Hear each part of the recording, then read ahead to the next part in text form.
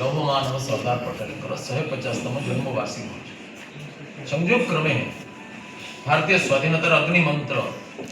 वंदे मातरम आविर्भाव होवार 150 वर्ष पूर्व सरदार पटेल जयंती दिन रन फॉर यूनिटी माननीय नरेंद्र मोदी भारत प्रधानमंत्री कर सरदार पटेल स्टेच्यू को स्टेच्यू ऑफ यूनिटी नाम नामित कर पृथ्वी सब उच्चतम स्टेच्यू एथि कि भारत राष्ट्रीय एकात्मता क्षेत्र में सरदार पटेल अवदान अविस्मरणीय। ब्रिटिश माने भारत को छाड़ी गले बाध्य छाड़ा से भारत को शतखंड विभक्त कर डिप्लोमेसी कारण भारत एकता खंडित हिंदुस्तान पाकिस्तान आपरे 565 पाखापाखि देशीय राज्य और स्वतंत्र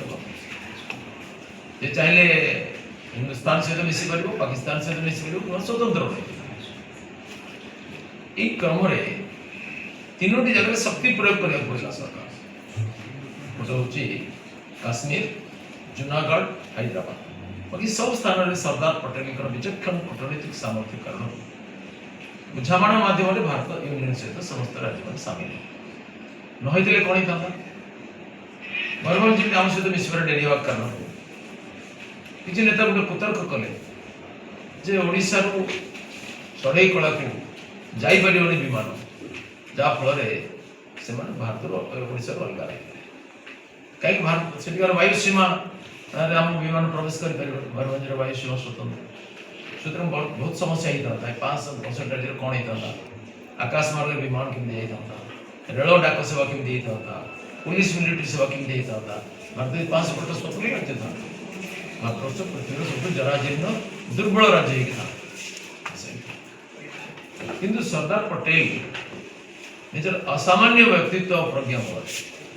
दुर्भाग साहस और दूरदृष्टि ये राजा मान को मनईबार समर्थ 165 राज्य मान काउंसिल गठन कर आ 55 राज्य काउंसिल गठन कर बुझेबार समर्थ है जे तुम अस्तित्व पर्यंत समाप्त हो तुम राज्य सुरक्षा केमती हो विकास केमती हो रेल डाक सेवा केमती चलो पाकिस्तान के उंगली पकेब एपरी कर सरदार पटेल से राज्य मान को राजी कराइले भारत सहित मिश्र स्वतस्फूर्त भाव में जो मैंने सरदार पटेल भारत सहित मिसिले से नीलगिरी हूँ प्रथम देशीय राज्य जे भारत यूनियन प्रथम सामिल नीलगिरी विद्रोही संगठित प्रजाकुल अत्याचारी राजशक्ति को बाध्य कर भारत सहित तुरंत मिश्र एक प्रथम मिश्रण स्वाक्षर मार्जर डॉक्यूमेंट कारण सम्मान करके स्वाधीन भारत प्रथम रणपुत्र नाम होता आई सरदार पटेल 150तम वार्षिकी प्रति पार्लियामेंट सारा भारत वर्ष प्रति पार्लियामेंट 3टी